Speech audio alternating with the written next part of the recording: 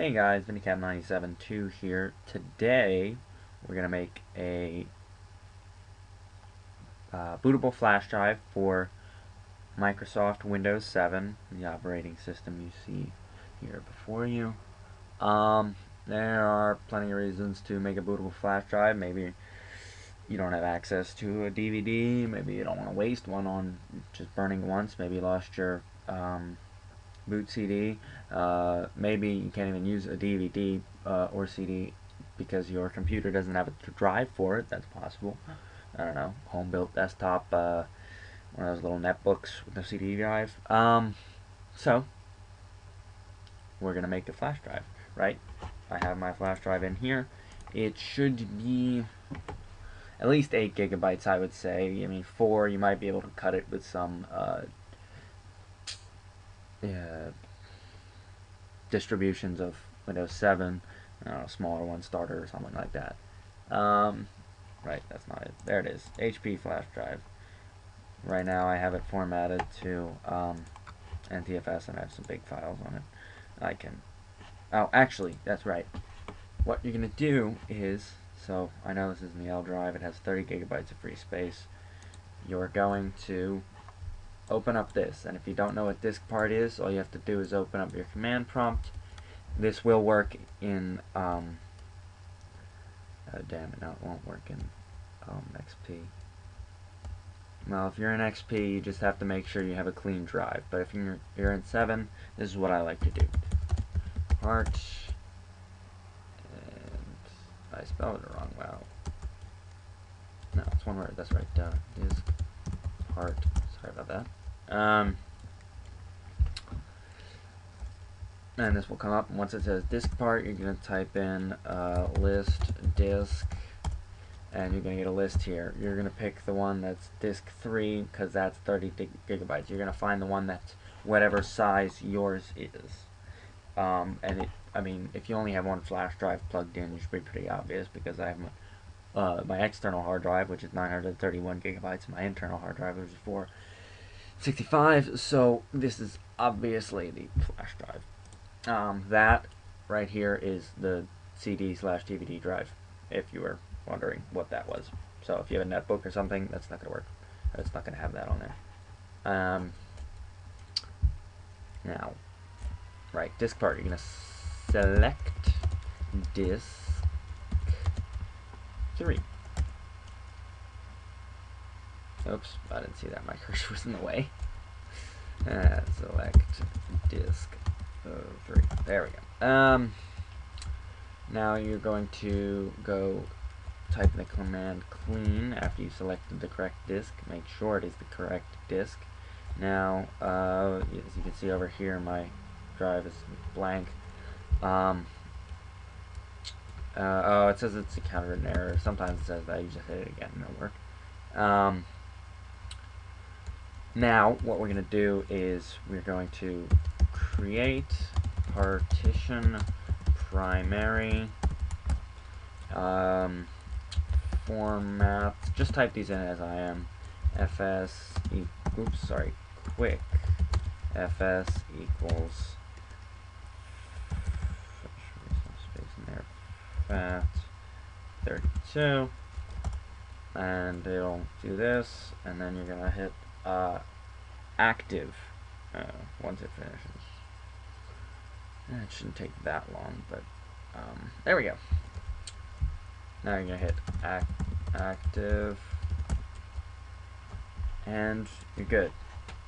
Now, what we did that is to make sure the flash drive is all clean and you've got a primary partition that is made active, so that means it's going to be bootable. It's going to be the bootable primary partition, because some flash drives come logical, or they, have their active not set. So that's what you want it to do. If you don't have a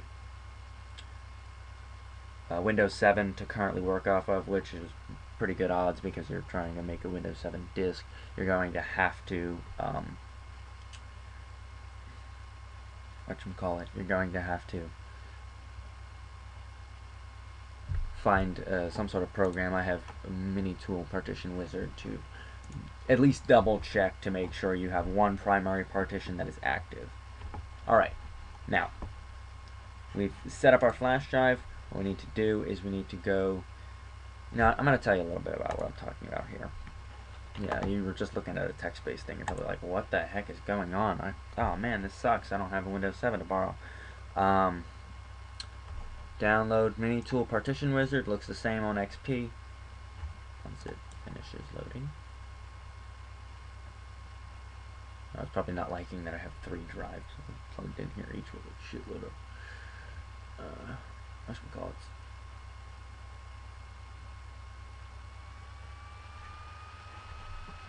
There we go. Alright, so this is what we're focusing on. You can find your flash drive, and if there's any option, delete all partitions, something like that, do that, and then you're going to make a partition with all the rest of the space. You're going to say it's primary, and then there should be some thing around here to say make active. Where is it? Yeah, set inactive right now because it's already set active. But somewhere you'll find something that says set it to active. So you want one primary active partition. Alright, so that's that. Now you're going to go to Google and you're going to find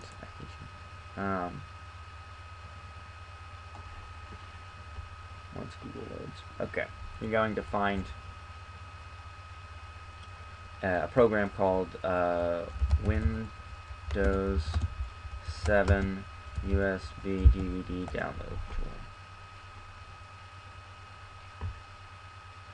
There it is. First link you see should probably be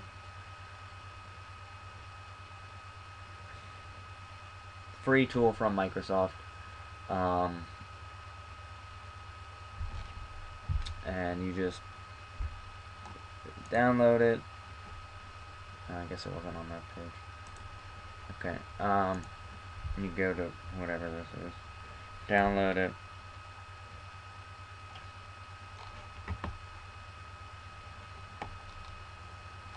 It's been a while since I did this. Yeah, okay, that's it.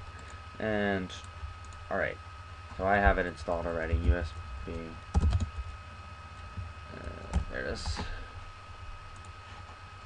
And you're going to get this little nice bar program come across your screen. Tiny program, shouldn't take too much. You're going to search the ISO file. Right. Now, this is where you may not have an ISO file.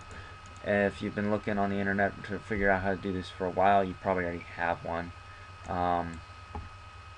But if you don't, all you need to do is you need to search Google for a ISO file, Windows bootable ISO file. If you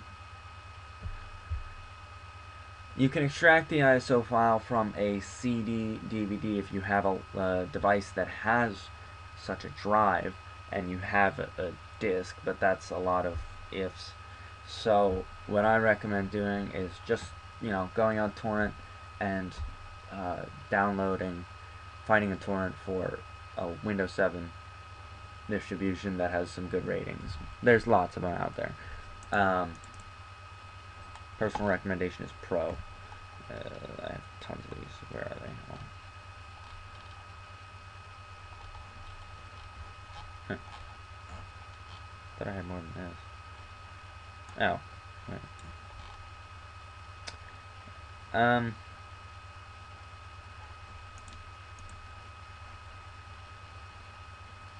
Oh, duh. I'm in the wrong spot. Okay. Sorry about that. I have these two things, but those aren't. This is the one I'm looking for. And 7 Professional right here. Okay. You're going to find the right bit rate one. If you don't know what torrents are, or anything about your computer, like, the bit of the processor, number of bits of the processor, you should really figure that out. So Google that. Google what torrents are, and if you want to get into that. I'm sure there's plenty of good videos on how to use torrents. Anyway, so you download your ISO file, you're going to open it. Next. And you're going to select your USB device. There's my flash drive. Make sure it's the right flash drive. You can copy. And I will come back when this is done because it takes a while. Let me just make sure this is going to actually start quick.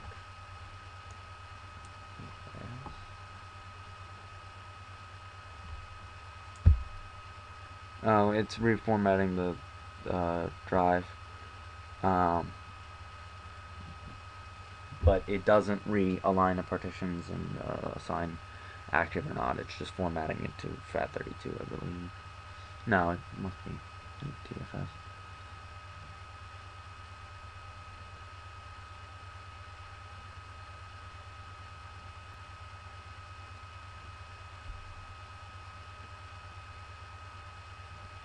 Alright, I'll probably come back when this is almost done.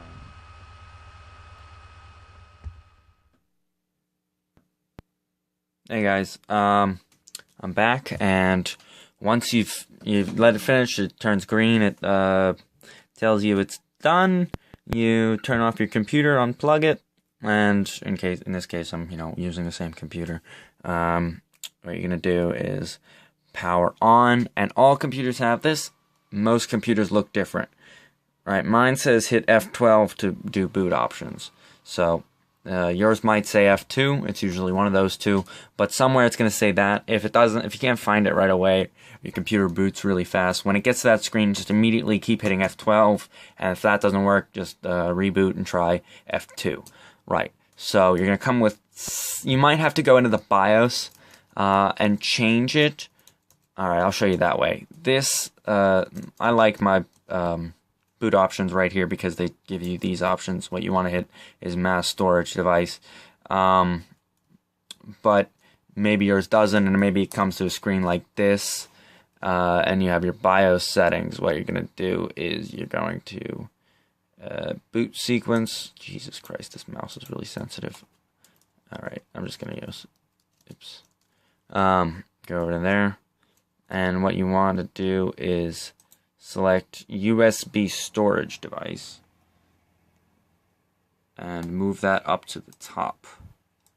Okay, and then you're going to go to somewhere. It's probably going to say apply, and then you can exit, and it'll reboot with those settings. It should. Yep, there you go. And I hope it picks the right one because I have my external hard drive. And yep, there it is. It's Windows loading files. All right, now it's going to load your files, and basically you've accomplished what you needed. If it doesn't load your flash drive immediately, make sure no other external USB devices are plugged into your computer. Like I have an external hard drive right there, and so that may have caused an error, but it didn't, so we're lucky. So it's got the pretty little starting Windows logo, your mouse, and it's going to come up with the install Windows thing. Setup is starting. And then you just basically follow the instructions from there. But congratulations, you guys have successfully, if you get to this point, have successfully set up your USB Windows 7 boot disk, and you did not use a CD/DVD. See you guys till next time. Don't forget to like and subscribe. Hope you like this. If you have any suggestions, let me know. And in either a personal message or in the comments. Have a good one.